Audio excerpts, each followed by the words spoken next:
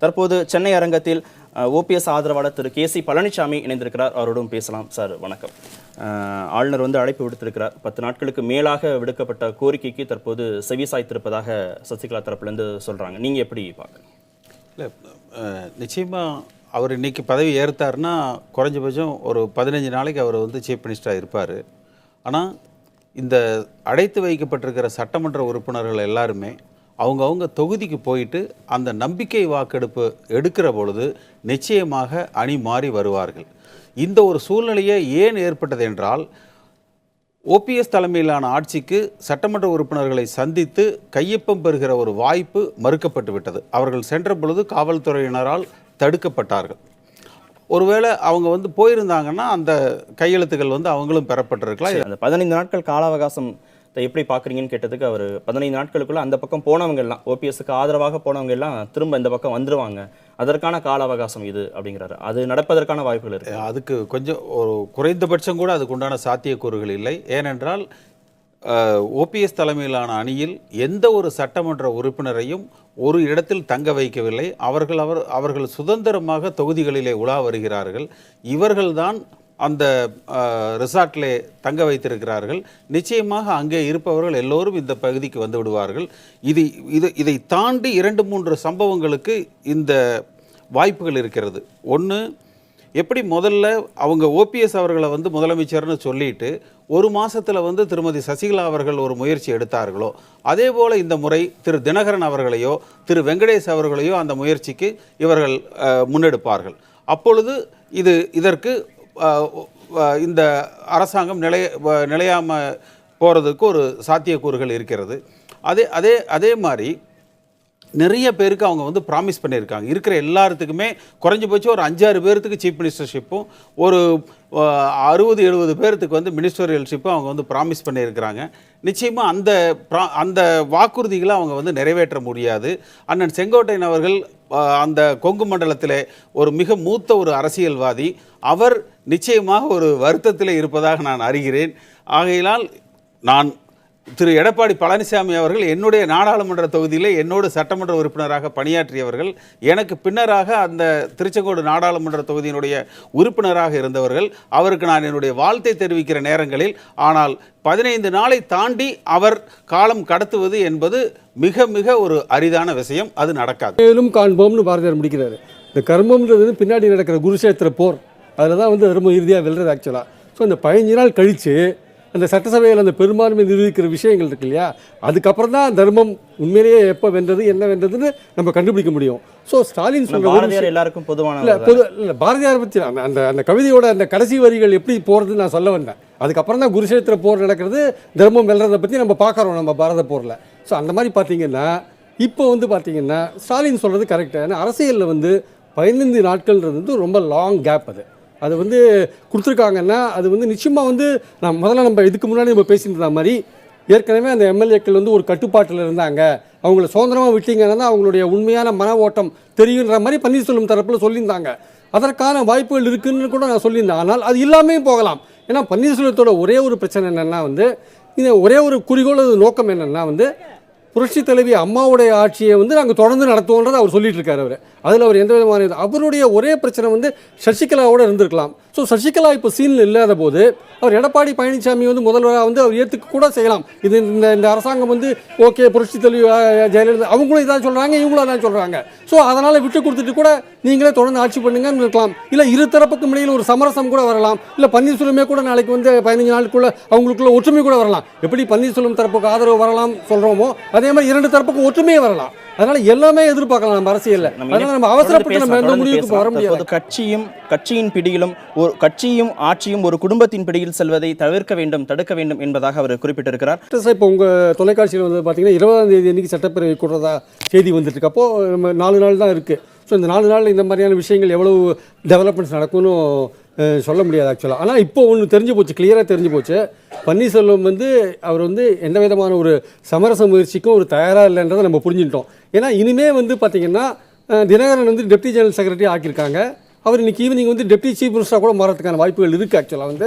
So அப்படி இருக்கும்பொழுது நிச்சயமாக வந்து ஒரு குடும்பத்துக்கு எதிராக ஒரு நிலையை வந்து ஒரு பன்னீர்செல்வம் எடுத்த பிறகு நிச்சயமாக வந்து இதற்கான சமாதான பேச்சுக்கான சாத்தியங்கள் வந்து ரொம்ப குறைவாக இருக்கிறதா தான் நான் பார்க்குறேன். ஸோ நவ் பேட்டில் லைன்ஸ் வந்து ட்ரா பண்ணியிருக்காங்க. ஸோ இனிமேல் இந்த 4 நாட்களுக்குள்ளே என்னென்ன மாதிரியான சேஞ்ச் வரும்னு தெரியாது. ஆனால் அடிப்படையாக ஒரு விஷயம் பார்த்தீங்கன்னா அதிமுகவில் வந்து சசிகலா குடும்பத்து மேலே அதிமுகவினர் பார்க்குற பார்வை வேற, பொதுமக்கள் தரப்புலேருந்து பார்க்குற பார்வை வேற. இன்றைக்கி நம்ம சமூக ஊடகங்களில் வந்து சசிகலா பற்றின ஒரு கடுமையான வெறுப்பை நம்ம பார்க்குறோம். பட் அந்த ஓட் பேங்க் வேற, அதிமுக ஓட் பேங்க் வேற. அதனால் நம்ம வந்து சமூக ஊடகங்களில் வரதை வச்சுட்டு நம்ம என்டையர்லாம் எல்லாருமே சசிகலாக்கு எதிராக இருக்காங்கன்னு சொல்ல முடியாது. கட்சி வந்து கட்டுப்பாடாக அந்த அம்மாவுக்கு கீழே இருக்கணும்னு நிறைய பேர் எதிர்பார்க்குறாங்க கட்சிக்காரங்க. அது அந்த வகையில் அது போயிட்டுருக்கே தவிர இப்போ பன்னீர்செல்வத்தோட இந்த ரிவோல்ட்ன்றது இப்போ now has made it very clear. ஒரு குடும்பத்துக்கு எதிராக நான் என்னோடய ஃபைட் தொடரும் அப்படின்னு சொல்கிறாரு. அப்போ இது வந்து it is a long drawn battle, ஒரு நீண்ட போராட்டத்துக்கான ஒரு ஆரம்பம். அவ்வளவு சீக்கிரம் என்ன நிச்சயமாக வந்து இப்போ வந்து சசிகலாவோட சட்ட போராட்டத்தில் அவங்க வெளில வருது ஒரு பக்கம் இருக்க, அதே மாதிரி தினகரன் அதுக்கு தன்னை ஸ்டெபிலைஸ் பண்ணிக்க பார்ப்பார். ஏன்னா தினகரன் வந்து சசிகலாவோட பிரதிநிதியாக தான் கட்சியில் இருக்கார். இன்னைக்கு ஈவினிங் அவர் ஆட்சியிலையும் வந்து அந்த அம்மாவோட பிரதிநிதியாக வரக்கூடிய வாய்ப்புகள் இருக்குது. அப்படி இருக்கும்பொழுது பன்னீர்செல்வம் வந்து அவருடைய ஃபைட்டை வந்து தொடர்ந்து போடக்கூடிய நிலையில் தான் இருக்கார். ஏன்னா எந்த கட்டத்திலையும் தினகரன் அந்த சீனில் இல்லாத இருக்க போகிறதுக்கான வாய்ப்புகள் கிடையாது. ஸோ அந்த குடும்பத்தின் பிரதிநிதியாக தினகரன் அங்கே இருக்கிற வரையும் பன்னீர்செல்வம் அந்த குரூப்பில் போகிறதுக்கான வாய்ப்புகள் மிக மிக குறைவு. ஸோ பன்னீர்செல்வத்தோட போராட்டம் தொடரும். அதிமுகவில் இந்த சலசலப்பு குழப்பங்கள் இருக்க தான் செய்யும்.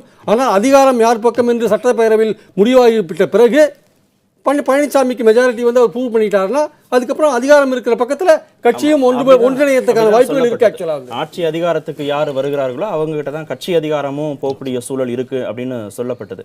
இப்போ எடப்பாடி ஆட்சி அதிகாரத்துக்கு வரக்கூடிய சூழல்ல பெரும்பான்மையான உறுப்பினர்கள் அவங்க பக்கம் இருக்கிறாங்க அப்படிங்கிற சூழல்ல இங்கிருந்து அங்க மைக்ரேஷன் ஆவதற்கான வாய்ப்புகள் இருக்கிறதா, உறுப்பினர்கள் போவதற்கான வாய்ப்புகள் இருக்கிறதா, முழு அதிகாரம் அந்த பக்கம் செல்வதற்கான சூழல் இருக்கிறதா? அதாவது நான் முன்பிருந்து சொல்லிக் கொண்டு வருவதை போல இது ஏதோ தற்பொழுது ஓபிஎஸ்ஸுக்கும் சசிகலா அவர்களுக்கும் இருக்கிற பிரச்சனையோ அல்லது ஓபிஎஸ் அவர்களுக்கும் எடப்பாடி பழனிசாமி அவர்களுக்கும் இருக்கிற பிரச்சனையோ அல்ல. இந்த கட்சிக்குள் இருக்கக்கூடிய ஒரே பிரச்சனை ஜெயலலிதா அம்மா அவர்களுடைய விசுவாசிகளுக்கும் சசிகலா அவர்களுடைய விசுவாசிகளுக்கும் இருக்கிற பிரச்சனை. நேற்று கூட ஒரு தொலைக்காட்சியிலே பார்த்தேன், ஓஎஸ் மணியன் அவர்கள் ஒரு கருத்தை சொன்னார்கள். திருமதி சசிகலா அவர்களுக்கும் ஆட்சிக்கும் தினகரன் அவர்கள் ஒரு இணைப்பு பாலமாக இருப்பார். அப்போ அந்த இணைப்பு பாலம்ங்கிறது என்ன? ஜெயிலில் இருந்து ஒரு கான்விக்ட் இந்த கட்சிக்கு மிகப்பெரிய அவமானத்தை தேடி கொடுத்த திருமதி சசிகலா அவர்கள் அவர்களுடைய உத்தரவுகளை தினகரன் மூலமாக திரு பழனிசாமி அவர்களுக்கு சொல்வார்கள். அந்த உத்தரவுகள் நிறைவேற்றப்படும். ஆகையினாலே இந்த ஆட்சி நிலைப்பதற்கான நடப்பதற்கான சாத்தியக்கூறுகள் குறைவு. அண்ணா திராவிட முன்னேற்ற கழக தொண்டர்கள் இந்த குடும்பத்திற்கு எதிராக இருக்கிறார்கள். ஆகையினாலே இந்த குடும்பத்தினுடைய எல்லளவு தலையீடு இல்லாமல் இந்த அனைத்து இந்திய அண்ணா திராவிட முன்னேற்ற கழகம் ஒன்றுபட்டு எழுச்சியோடு செயல்படும். அதே போல அனைத்து இந்திய அண்ணா திராவிட முன்னேற்ற கழகம் ஏதோ திருமதி சசிகலா அவருடைய கட்டுப்பாட்டுக்கு வந்துவிட்டதைப் போலவும் ஆட்சி வந்துவிட்டால் கட்சியும் அவர்கள் கட்டுப்பாட்டில் இருக்கும் என்பதைப் போல ஒரு தவறான ஒரு செய்தியை சொல்கிறார்கள். அண்ணா திராவிட முன்னேற்ற கழகத்தினுடைய கான்ஸ்டியூஷன் பைலா படி அதனுடைய சரத்துக்களின்படி பொதுச் செயலாளர் என்பவர் 1.5 கோடி தொண்டர்களால் தேர்ந்தெடுக்கப்பட வேண்டும். புரட்சி தலைவர் எம்ஜிஆர் அவர்கள் அம்மா அவர்கள் வழிநடத்தியது கொடி பிடிக்கும் தொண்டன் முடிவெடுப்பான். இங்கே கொடி பிடிக்கிற எந்த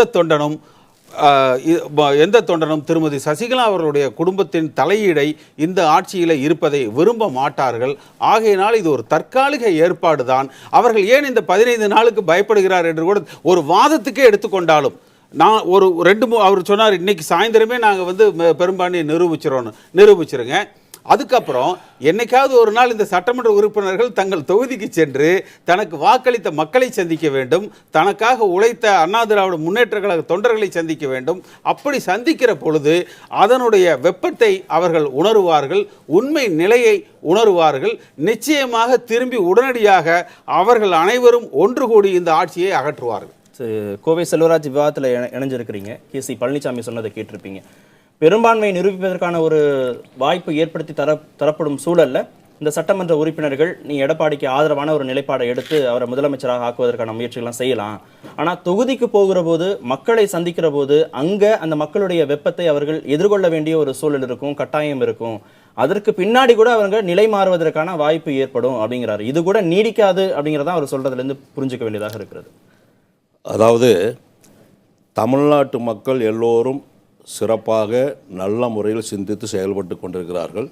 தமிழ்நாட்டு மக்கள் ஏதோ எதிர்ப்பாக இருப்பதைப் போல, சின்னம்மா அவர்களுக்கு எதிர்ப்பாக இருப்பதைப் போல, அதிமுக எதிர்ப்பாக இருப்பதைப் போல இந்த ஊடகங்கள் மூலமாக, இந்த செல்போனில் இருக்கக்கூடிய வாட்ஸ்அப்பிலும் ஃபேஸ்புக்லேயும் தவறான பிரச்சாரத்தை பரப்புவதற்கென்று ஓபிஎஸ் மூலமாக ஒரு 50 பசங்களை உருவாக்கி தமிழ்நாடு பூரா எல்லா மாவட்டத்திலிருந்து வர்ற மாதிரி பேர் போடாமல் ஒரு செய்தி விளம்பரப்படுத்திட்டு இருக்கிறாங்க.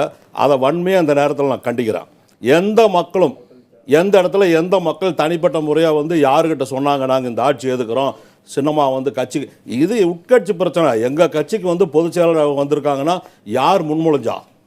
அவைத்தலைவர் அப்போ இருந்த மதுசூதனன் முன்மொழிஞ்சு, அன்னைக்கு இருந்த இதே பன்னீர்செல்வம் வந்து வழிமொழிஞ்சு, இவங்க 2 பேருக்கு அப்புறம் தான் எல்லாரும் நாங்கள் அத்தனை பேரும் கையெழுத்து போட்டு கொடுத்துருக்கோம். அது இவங்க தான் முன்மொழிஞ்சு 60 நாள் கழிச்சு தான் இவங்களுக்கு தெரியுதா? வாட்ஸ்அப்லாம் நிறைய செய்திகள் வந்தது. அந்தந்த தொகுதியை சேர்ந்தவர்கள் வந்து அந்த எந்த தொகுதி மக்களும் போடல சார். அது தொகுதி மக்களே அல்லது அது தவறான பிரச்சாரம், தவறா இதுக்குன்னே ஒரு கொஞ்சம் ஒரு குரூப் ஆளுகளை வச்சிருக்காங்க. அதுக்காக அவங்க செஞ்ச மிக கேவலமான வேலை அந்த வேலை. அது சாதாரண வேலை அல்லது. உங்களுக்கு வந்து மக்கள் மத்தியில் ஒரு அதிருப்தி வர்ற மாதிரி எந்த மக்கள் செஞ்சாங்க, எந்த தொகுதியில் எந்த கிராமத்து பேர் சொல்லி நான் இந்த கிராமத்துடைய கிளை செயலாளர் இருக்கிறேன், அதிமுக இருக்கிறேன்னு சொன்னாங்களா? யாரும் சொல்லலை. எப்போ இவங்களுடைய விஸ்வரூபம், அதாவது பாரதிய ஜனதா கட்சியுடைய பக்கபலமாக இருந்து செயல்படுவதை மக்கள் புரிந்து கொண்டார்களோ, அதிமுக தொண்டர்கள் புரிந்து கொண்டார்கள், அன்று முதல் அங்கு செல்வதை குறைத்து கொண்டார்கள். உண்மையான அதிமுக தொண்டர்கள் யாரும் அங்கு செல்வதில்லை. எல்லாம் அம்மாவால் கழிக்கப்பட்டவர்கள் என்றெல்லாம் ஒன்று கூடியிருக்காங்க. அம்மாவால் நீக்கப்பட்டவர்கள், அம்மாவால் கழிக்கப்பட்டவர்கள் சேர்வதை பற்றி எங்களுக்கு கவலை இல்லை. தொண்டர்கள் எல்லாரும் நல்லா தான் இருக்காங்க. 124 சட்டமன்ற உறுப்பினர்கள் ஒன்றா இருக்கிறத போய் அடைச்சி வச்சு என்ன அடைச்சி வைக்கவே கிடையாது. எல்லாரும் பேட்டி தான் கொடுக்குறாங்க. நேற்றைய தினம் போலீஸ் ஐஜியே சொல்கிறார், நாங்கள் எல்லாரும் தனிப்பட்ட முறையாக வாக்குமூலம் வாங்கிட்டு ஒன்றும் இல்லைன்னு. அதுக்கப்புறம் வந்து அதிமுக தொண்டர் ஒட்டு மொத்தமாக வந்து இது எதுக்குறாங்கிற மாதிரி எல்லாம் ஒன்றும் கிடையாது. எந்த தொண்டர் எதுக்குறாங்க? எல்லா தொண்டர் 1.5 கோடி தொண்டரும் இன்றைக்கு அதிமுகவுடைய ஆட்சி எந்த சூழ்நிலையிலும் போய்விடக்கூடாது, அம்மாவால் அமைக்கப்பட்ட ஆட்சி, அம்மாவுடைய ஆட்சி இருக்க வேண்டும் என்று நினைக்கிறார்கள். இவங்களை வந்து நான் சொல்லி முடிச்சிடறேன். இதில் வந்து இன்னைக்கு ஆட்சி அமைக்கிறதுல வந்து பொதுமக்களும் ஆதரவு கொடுப்பாங்க, அதிமுக தொண்டர்கள் ஆதரவு கொடுப்பாங்க.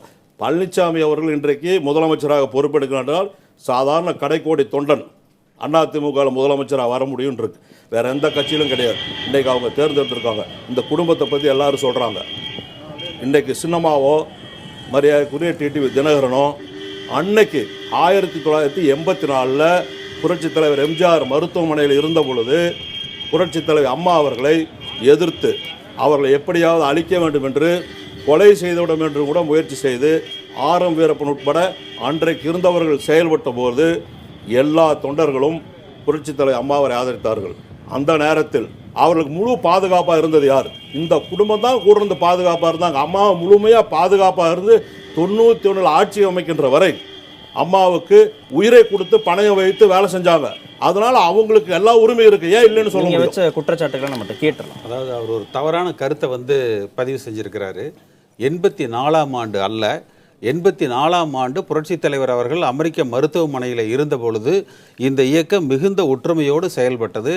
நான் அப்பொழுது காங்கேயம் சட்டமன்ற தொகுதியிலே போட்டியிட்டேன். புரட்சித் தலைவி அம்மா அவர்கள் என்னுடைய தொகுதிக்கு வந்து பிரச்சாரம் செய்திருக்கிறார்கள். அநேகமாக அவர் வந்து 88ஆம் ஆண்டை குறிப்பிட்டார். இல்லை 84லயே இவங்க வந்து அந்த அம்மா வந்து ஒரு தலைவராக விஸ்வரூபம் எடுத்துடக்கூடாது, வளர்ந்துடக்கூடாதுங்கிறதுக்காக அன்னைக்கே அவங்களை தடுக்க பார்த்தாங்க.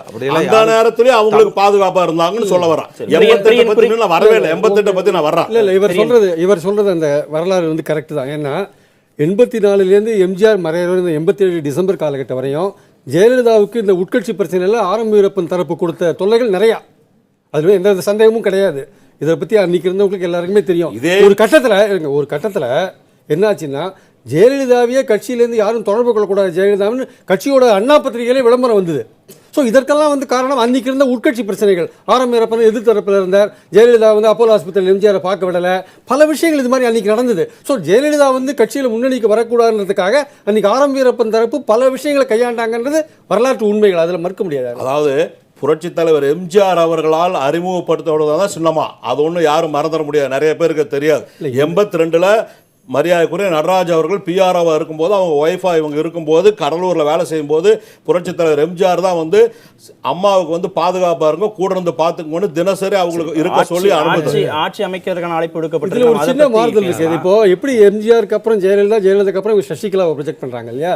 இப்போ எம்ஜிஆர் ஜெயலலிதா அல்லது ஜெயலலிதாக்கு அப்புறம் சசிகலான்னு வரதுல வந்து என்ன சின்ன ஒரு பிரச்சனை அங்கே இருக்குன்னா, நான் நடுநிலையாக பார்க்கும்போது என்ன தெரியுதுன்னா, இவங்க வந்து ஜெயலலிதா அவர்கள் இருக்கும்பொழுதே இந்த இவர்களெல்லாம் கட்சியில் விட்டு நீக்கிட்டு அவங்க உயிரோடு இருக்கிற இவங்களை சேர்க்கலை கட்சியில்.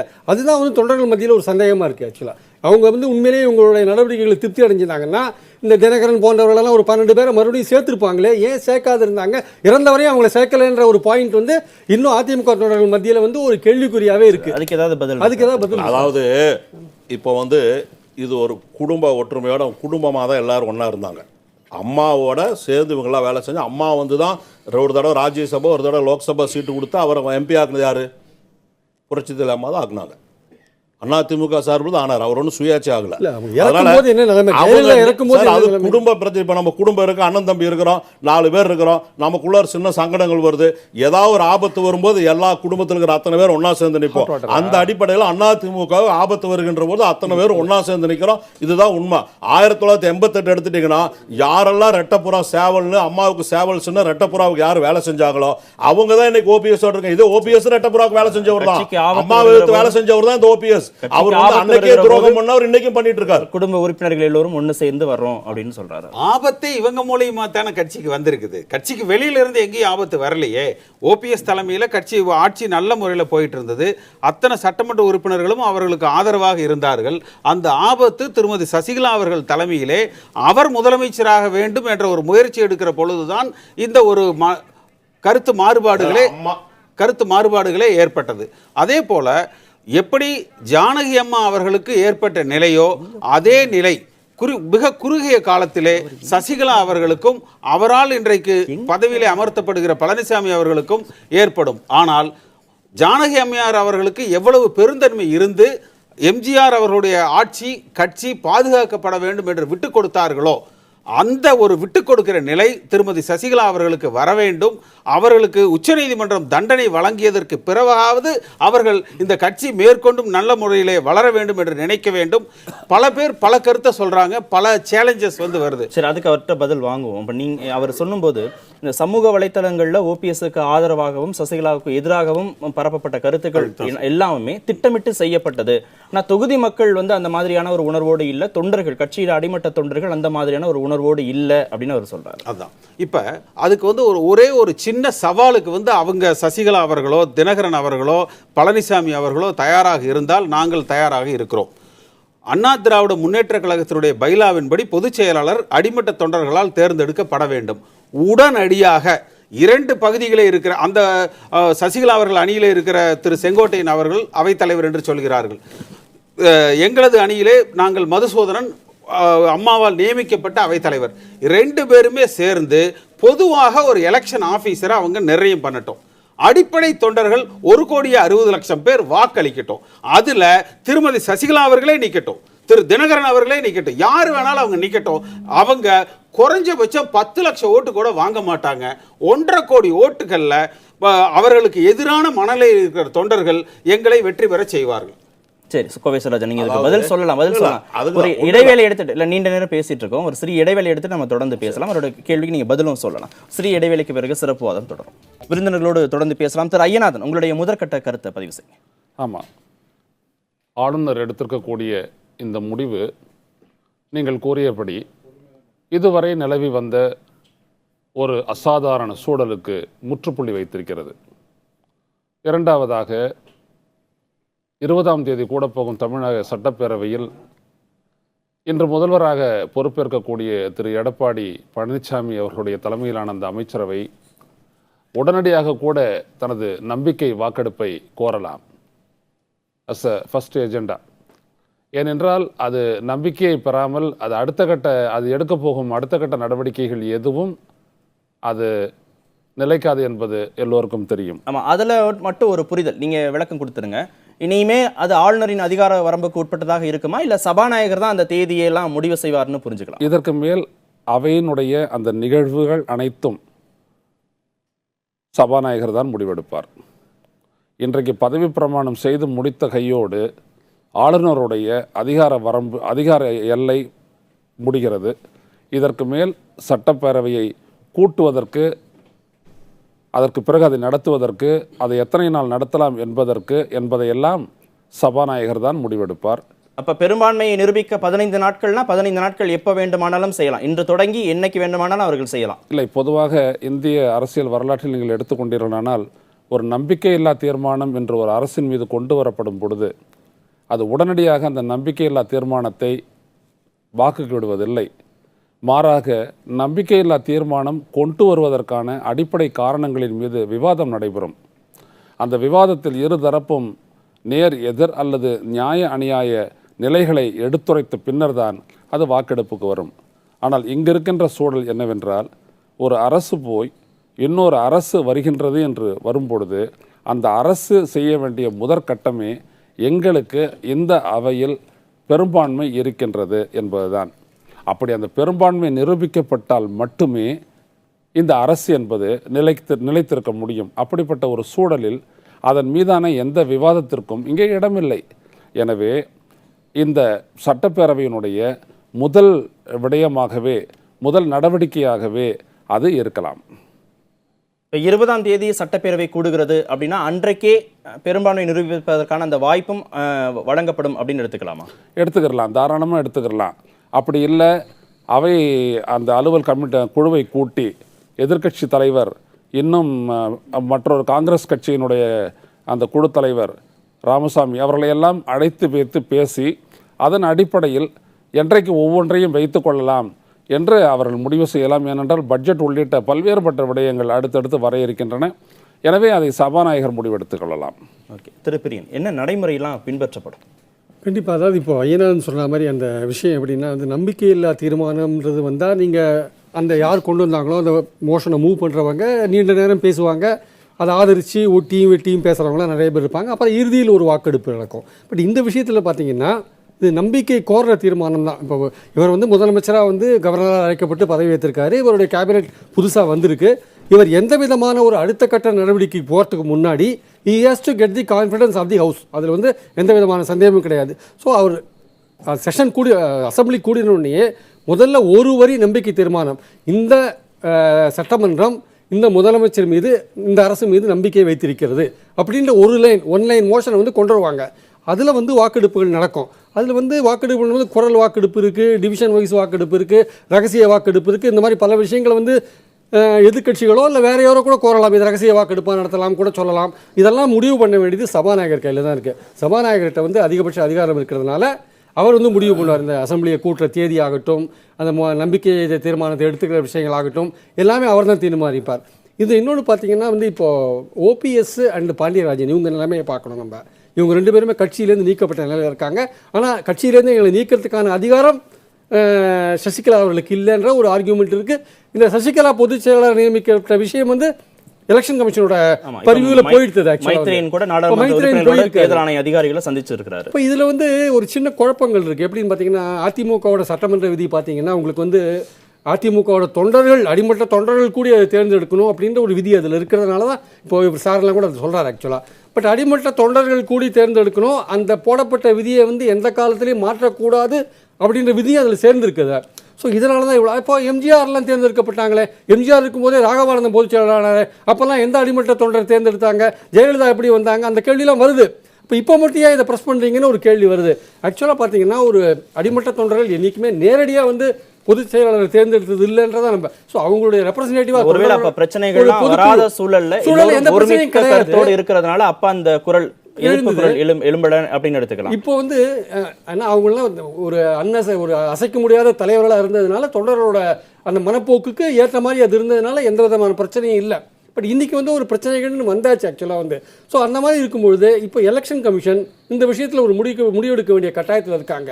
நாளைக்கு அவங்க வந்து சசிகலாவோட அந்த எலிவேஷனே சரியில்லை, அவங்க தற்காலிக பொதுச் செயலாளரே சரியில்லைன்னு ஒரு முடிவை வந்து எலெக்ஷன் கமிஷன் எடுக்கிற பட்சத்தில், இந்த விதிப்படி பார்த்தீங்கன்னா எடுக்கிற பட்சத்தில் கொஞ்சம் கட்சியில் சின்ன பிரச்சனைகள் இருக்கும். ஆனால் இருந்தாலுமே வந்து தினகரனை வந்து அவங்க டெப்டி ஜெனரல் செக்ரட்டரியாக போட்டிருக்காங்க. அந்த நியமனம் செல்லாதுன்னு ஆகும். ஏன்னா நீங்களே உங்களோட நியமனமே சரியில்லை, அப்புறம் இவர் நியமனம் எப்படி. ஸோ இதில் சின்ன குழப்பங்கள் வரதுக்கான வாய்ப்புகள்லாம் இருக்குது. ஆனால் இறுதியில் வந்து இந்த அதிகாரம் யார்கிட்ட இருக்கோ அவங்க பக்கத்தில் தான் கட்சி அணிதிரளம்ன்றது நம்ம கடந்த காலத்தில் பார்க்கப்பட்ட வரலாறு இருக்காது. ஆனால் எலெக்ஷன் கமிஷன் கூட இமீடியட்டாக வந்து ஒரு முடிவுக்கு வருவாங்கன்னு எனக்கு தோணலை. இந்த காலப்போக்கில் இந்த அதிகாரங்கள் எப்படி போகிறது என்ன ஏதுன்னு பார்த்துட்டு ஆராய்ஞ்சிட்ட பிறகு தான் அவங்க ஒரு முடிவுக்கு வருவாங்கன்னு நான் நினைக்கிறேன். ஆக்சுவலாக இல்லை, எந்த ஒரு கட்சியினுடைய அவர் ஐயநாதன் குறுக்கிறாரு, நம்ம போயிட்டு வந்துடுறோம். சொல்லுங்க இல்லை, எந்த ஒரு கட்சியினுடைய அதனுடைய உள் இயக்க நடவடிக்கை செயல்பாட்டு கோட்பாடுகள் வந்துட்டு எங்கக்கு போய் முடியும் அப்படின்னீங்கன்னா, அதிகபட்ச அதிகாரமுடைய ஒரு அமைப்பில் போய் அது முடியும். அது என்னன்னா பொதுக்குழு.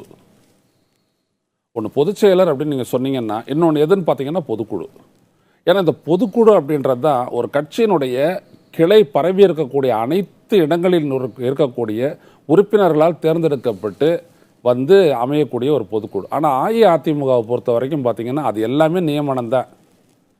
எல்லாமே நியமனம் கிடையாது. கிளையெல்லாம் தேர்தல் நடந்த முறையா வருது.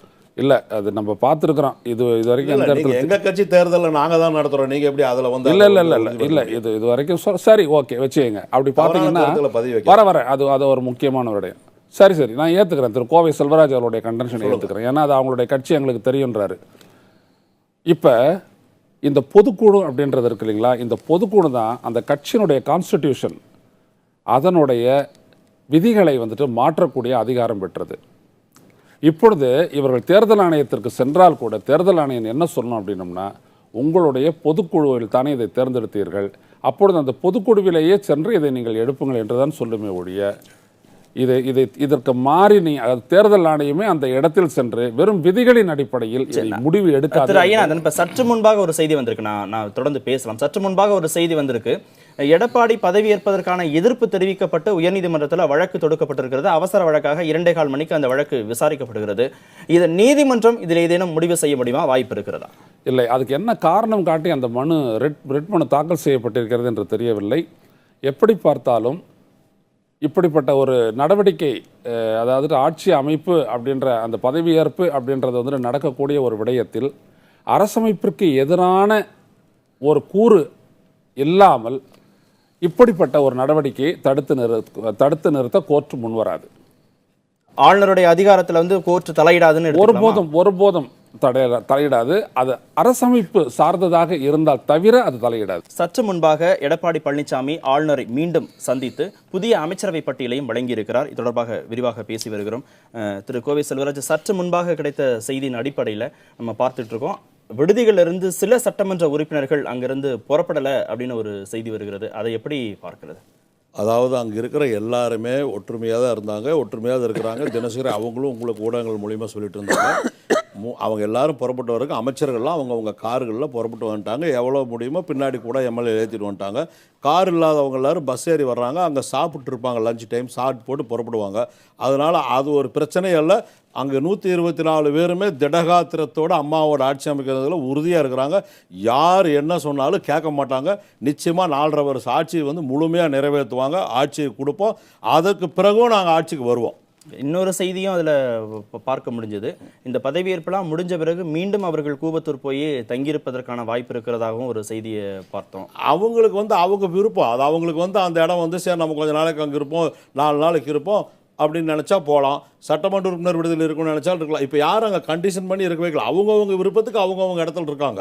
இது அவங்க இருக்கிறது யாரும் ஒன்றும் தடுக்க முடியாது. சட்டமன்ற உறுப்பினர்கள் அங்கிருந்து புறப்படவும் இல்லை, மீண்டும் அவர்கள் அங்கே தங்குவதற்கான வாய்ப்பு இருப்பதாகவும் சொல்லப்படுகிறது. அதாவது உச்சநீதிமன்றத்தினுடைய தீர்ப்பு வருவதற்கு முன்னதாகவே ஒரு 30-40 சட்டமன்ற உறுப்பினர்கள் இங்கே அவர்கள் அண்ணன் ஓபிஎஸ் அவர்களை வந்து சந்திப்பதற்கு தயாராகிவிட்டார்கள். அந்த நேரத்தில் தான் திருமதி சசிகலா அவர்கள் செங்கோட்டையன் அல்லது திரு பழனிசாமி இதில் யாராவது ஒருவரை நாங்கள் முதலமைச்சராக ஆக்குகிறோம், நீங்கள் செல்ல வேண்டாம் என்று அவர்களை தடுத்து நிறுத்தினார்கள். என்ன காரணம்? அவர்கள் இந்த குடும்பத்தினுடைய ஆதிக்கத்தை ஏற்றுக்கொள்வதற்கு சட்டமன்ற உறுப்பினர்கள் தயாராக இல்லை. இது அடுத்து அவர் நண்பர் செல்வராஜ் அவர்கள் சொன்னதைப் போல இந்த ஆட்சி நடைபெறுவதற்கு திரு பழனிசாமி அவர்கள் கொங்கு மண்டலத்தை சார்ந்தவர்கள், என்னுடைய பகுதியை சார்ந்தவர்கள், அந்த மண்டலத்தில் இருந்து ஒரு முதலமைச்சராக பொறுப்பெடுப்பது என்பது எங்களுக்கு உண்மையிலேயே மகிழ்ச்சியான விஷயம். ஆனால் இவர்கள் ஒரு அவமான சின்னமாக மாற்றுகிறார்களே என்று நினைக்கிற பொழுது எங்களுக்கெல்லாம் மிகுந்த வருத்தமாக இருக்கிறது. இவர் பழனிசாமி அவர்கள் முதலமைச்சராக தொடர வேண்டும் என்றால் சட்டமன்றம் உள்பட அந்த கூவத்தூர் ரிசார்ட்டுக்குள்ளே மட்டும்தான் இவர்கள் நடத்தி கொள்ள முடியுமே ஒழிய, செல்வராஜ் அவர்கள் ஒரு கருத்தை சொன்னார்கள், சட்டமன்ற உறுப்பினர்கள் இன்று மாலை பஸ்ஸிலே பதவியேற்பதற்கு வந்து கொண்டு இருக்கிறார்கள் சில பேர் என்று. அந்த மாதிரிலாம் யாரும் வரமாட்டாங்க. இந்த ஆட்சி என்பது இந்த கூவத்தூர் விடுதியிலிருந்து அவர்கள் வெளியிலே வந்து பொதுஜன தொடர்புகளும் வாக்களித்த மக்களும் கட்சியினுடைய தொண்டர்களும் சந்திக்கிற பொழுது அவர்கள் நிச்சயமாக மனமாற்றம் ஏற்படுவார்கள். நீங்க ஒரு பத்திரிகையாளரா இதை எப்படி பார்க்கறீங்க? நான் வரேன் திரு செல்வராஜ். அதாவது ஒரு எதிர்முகாம்ல இருக்கிறாரு பழனிசாமி, அவர் இப்படிதான் பேசுவாரு அப்படின்னு நம்ம ஒரு முடிவுக்கு வருகிறதா, இல்ல அவர் யதார்த்தத்தை தான் பேசுறாரு அப்படின்னு எடுத்துக்கலாமா? இல்ல, இதுல வந்து அரசியல் ஆக்சுவலா அவர் சார்ந்திருக்கிற தரப்புக்கு வலு சேர்க்கிற விதமாக கூட அவர் பேசலாம். நம்ம அதை பத்தி அவரோட கருத்து அது. ஆக்சுவலாக இப்போ நம்ம என்ன பார்க்கணும்னா வந்து இப்போ இருக்கிற சூழலில் பார்த்தீங்கன்னா எடப்பாடி பழனிசாமி தரப்புக்கு ஒரு மெஜாரிட்டி ஆதரவு இருக்கிறதா தான் நம்ம பார்க்குறோம். நம்ம ஆக்சுவலாக இப்போ கூவத்தூர் பகுதியிலேருந்து சில எம்எல்ஏக்கள் வரல, அந்த மாதிரி விஷயங்கள்லாம் வந்து இப்போ இன்னும் நிறையா கூட விஷயங்கள் கூட வரலாம். இப்போ இன்றைக்கி ஈவினிங் அமைச்சரவை நியமிக்கும் போது அதில் அதிருப்தியாளர்கள் நிறைய பேர் இருக்கலாம். அவர் அதிருப்தி, இவர் அதிருப்தி, இல்லை இலாக்கா கொடுக்கும்போது இந்த இலாக்கா எனக்கு எதிர்பார்த்த செய்தியாளர் பல விஷயங்கள் செஞ்சார். நம்ம ஸ்டாலின் சொல்கிற போது பழைய அமைச்சர்கள் யாருடைய இலாக்காக்களையுமே மாற்றவே இல்லை, ஏன்னா ஒரு அதிருப்தியை உண்டு பண்ணுங்கிறதுனால அந்த செயலை அவங்க செய்யலை. செங்கோட்டையன், தங்க தமிழ்ச்செல்வன், செந்தில் பாலாஜி 3 பேருக்கு மட்டும் அமைச்சர் பொறுப்பு கொடுப்பதற்கான வாய்ப்புகள் இருக்கு அப்படின்னு அவர் கோடிட்டு காமிச்சிருக்கிறார். என்னன்றது உறுதிப்படுத்தப்பட்ட தகவலாக இனிமே தான் வெளியே வரும். ஏன்னா இந்த மாதிரி தான் அவங்க போக முடியும். எடப்பாடி பழனிசாமி இப்போ இருக்கிற லெவலில் அவர் எல்லாரையும் அனுசரிச்சுட்டு போக வேண்டிய, மெஜாரிட்டியை வந்து அசம்பிளியில் நிரூபிக்க வேண்டிய கட்டாயத்தில் அவர் இருக்கார். அவர் இதுக்கு நடுவில் எம்எல்ஏக்கள் சுதந்திரமாக வெளியில் வந்தால் அவங்க என்ன மாதிரியான ஒரு சிறு பகுதி கூட என்ன மாதிரியான ரிவோல்ட் பண்ணுவாங்கன்றது நமக்கு சொல்ல முடியாது. நடக்கலாம், நடக்காமலும் போகலாம். ஸோ எடப்பாடி பழனிசாமி எல்லாத்துக்கும் சேஃப்கார்டாக என்ன பண்ணுவார்னா எல்லாரையும் அரவணைச்சு கூடியவரையும் எல்லாரையும் திருப்திப்படுத்துகிற மாதிரி தான் அவர் எடுத்துன்னு போகிறதுக்கான வாய்ப்புகள் இருக்குது ஆக்சுவலாக வந்து. ஆனால் இப்போது ஜெயலலிதா காலத்தில் 2011, 2016 கிட்டத்தட்ட 20-21 தடவை வந்து அவங்க அமைச்சரவையை மாற்றினாங்க. ஸோ அவங்க வந்து ஒரு ஆளுமையோடு இருந்தாங்க, மாற்றினாங்க, யாருமே கேள்வி கேட்க முடியாது. இந்த அமைச்சரவை இனிமேல் போகிற இந்த எடப்பாடி பழனிசாமி வந்து அசம்பிளியில் மெஜாரிட்டி காமிச்சு அவர் ஆட்சியை தொடரும் பட்சத்தில் இந்த மாதிரியான அமைச்சர்கள் மாற்றுதல், இந்த மாதிரி விஷயங்கள்லாம் வந்து ஜெயலலிதா மாதிரியான விஷயங்கள்லாம் அவர் அவ்வளோ சுலபமாக செய்ய முடியாது. ஏன்னா ஆளுமை வந்து முக்கியம் அதில். ஸோ அதனால் வந்து இவர் ரொம்ப ஜாக்கிரதையாக மீதி இருக்கிற 4.5 வருஷம் எல்லாரையும் அனுசரிச்சுட்டு, இன்ஃபேக்ட் பிரிஞ்சு போன இல்லை மாற்றுக்கருத்துடைய ஓபிஎஸ் குரூப்பில் இருக்கிறவங்களையும் சேர்க்கறதுக்கான முயற்சிகள் அதெல்லாம் காலப்போக்கில் நடக்கும். ஆக்சுவலாக ஓபிஎஸ் ஆனால் இப்போ ஒரு லைன் சொல்லியிருக்காரு, தர்மயுத்தம், ஒரு குடும்பத்துக்கு எதிரான தர்மயுத்தம்னு சொல்லவே தான் வந்து நமக்கு கொஞ்சம் அந்த ஃபைட் வந்து எவ்வளோ தூரம் போகும் தெரியல. ஆனால் அரசியலில் இதெல்லாம் கூட நம்ம ஒரு பெரிய வார்த்தையாக எடுத்துக்க வேண்டாம். ஆனால் இதை விட மோசமாக விமர்சிச்சவர்கள்லாம் கூட ஒன்று சேர்ந்துருக்காங்க. அதனால் வந்து நிச்சயமாக இப்போ இருக்கிற சூழலில் எடப்பாடி பழனிசாமிக்கு ஒரு மெஜாரிட்டியான ஆதரவு இருக்கிறதா நமக்கு பளிச்சுன்னு தெரிகிறது. ஸோ இந்த போக பார்த்தா ஒரு மெஜாரிட்டி நிரூபிக்கிறதுக்கான வாய்ப்புகள் அதிகமாக இருக்கிறதா நான் பார்க்குறேன். ஆக்சுவலாக ஒரு சிலருடைய தலையீட்டின் பேரில் 10 நாட்களாக தொடர்ந்து 45 ஆண்டு வரலாறு படைத்த அதிமுக கட்சியை உடைக்கிற சதிகார கூட்டத்திலிருந்து தர்மதோம் நடத்திதான் இன்றைக்கு கட்சி காப்பாற்றப்பட்டிருக்கிறது.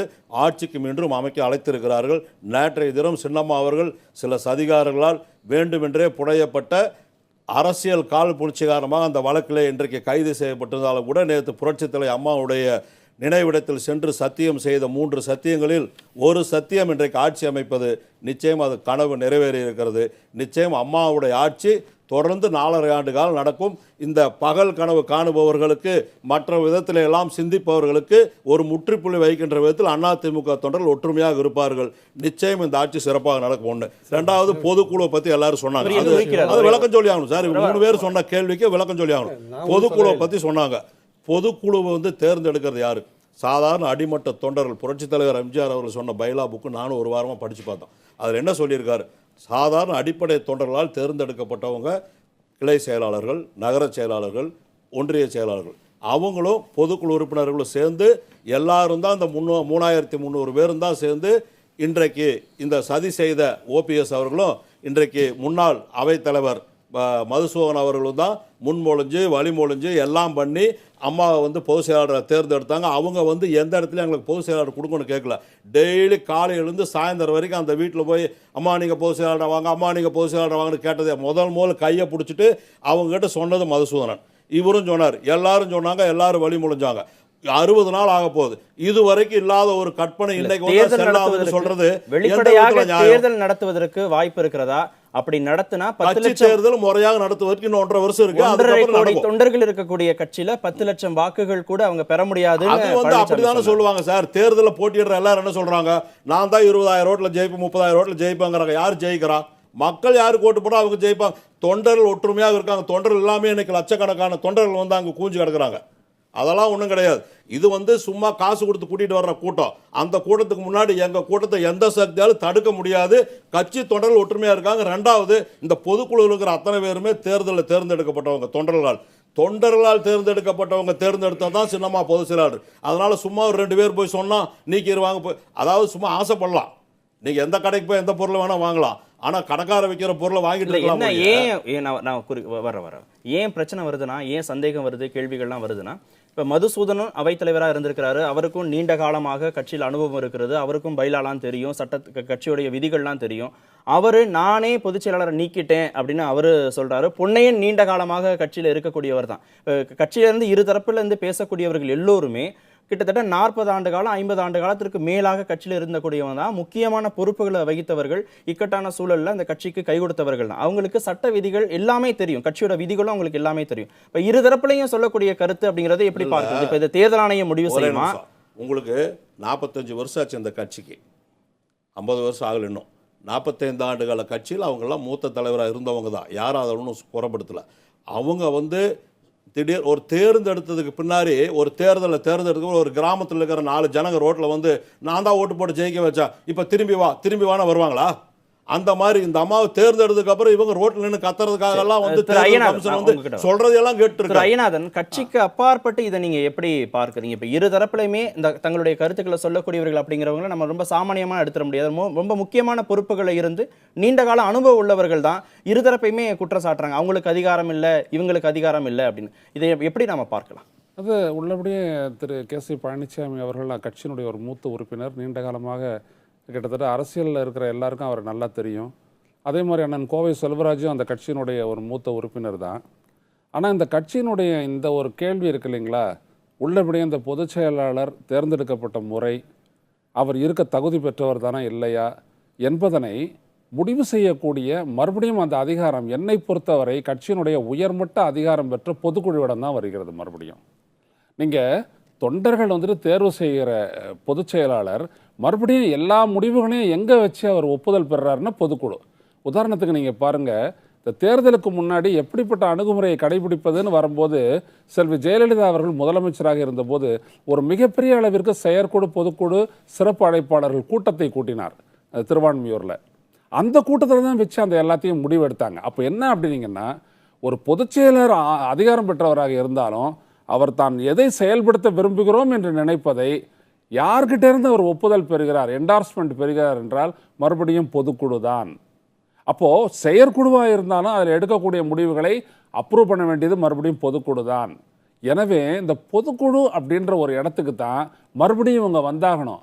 எனவே இப்போ இந்த நம்ம வெளியிலேருந்து நம்ம என்னதான் பார்த்தாலும் அதிமுகவில் இன்றைக்கு எழுந்துள்ள இப்பிரச்சனையை இவர்கள் மறுபடியும் கொண்டு செல்ல வேண்டிய இடம் மறுபடியும் எங்கே என்றால் பொதுக்குழுவாகத்தான் இருக்க வேண்டும். அப்படி அந்த பொதுக்குழுவிற்கு அந்த அதிகாரம் இல்லை எனில் வேறு யாருக்கு அந்த அதிகாரம் இருக்கும் என்பதை அண்ணன் பழனிசாமி அவர்கள் விளக்க வேண்டும். ஏன்னா அவங்க தேர்தல் ஆணையத்துக்கிட்ட கொண்டு போகும்போது ஒரே ஒரு விடயம் தான் வருது, அவர்களே ஒப்புக்கொண்ட விதிமுறைகளை அவர்கள் கடைபிடிக்காமல் வழிமாறி ஒரு முடிவை எடுத்திருந்தார்கள் என்றால் அந்த வழிமாறி எடுத்த முடிவு தொடர்பாக அக்கட்சியுடைய பொதுச் செயலாளருக்கு தேர்தல் ஆணையம் விளக்கம் கேட்டு கடிதம் அனுப்பும். அதன் அடிப்படையில் மட்டுமே தேர்தல் ஆணையம் முடிவெடுக்க முடியும். அதை தாண்டி அக்கட்சியினுடைய பொதுக்குழு தான் இதில் தெளிவை ஏற்படுத்த முடியும், தெளிவை கொடுக்க முடியும். இப்போ ஓபிஎஸ் சசிகலான இருதரப்புல இருக்கிற போது பொதுக்குழு உறுப்பினர்கள் வந்து இருதரப்பும் பிரிஞ்சுதானே இருப்பாங்க, சேர்ந்து ஒரு முடிவை எடுப்பதற்கான வாய்ப்புகள் இருக்கிறதா? அதை எப்படி சாத்தியப்படுத்த முடியும்? இது வந்துட்டு தனி மனித முடிவுகள். இப்போ உதாரணத்துக்கு அவைத்தலைவர்னு ஒருத்தர் இருக்கிறாரு, அவருக்கு என்ன அதிகாரம்னு பார்த்தீங்க அப்படின்னம்னா, அவைத்தலைவரும் 2 பேர் இருக்கிறாங்க. இந்த பக்கம் மதுசூதனன் தான் அவைத்தலைவர்னு சொல்லப்படுகிறது, அந்த பக்கம் செங்கோட்டையன் சொல்லப்படுகிறது. இல்லை, அவைத்தலைவர் வந்துட்டு முதல்ல இருந்தது மதுசூதனன் அவர்கள். அவர் மதுசூதனன் தான் அவைத்தலைவர் வழியாத்தான் பொதுக்குழுவை கூட்டுவார்கள். அவைத்தலைவரை வைத்துத்தான் அந்த கட்சியினுடைய முக்கிய உயர்மட்ட குழுவா எதுவாக இருந்தாலும் அவைத்தலைவரை வைத்துத்தான் கூட்டுவார்கள்.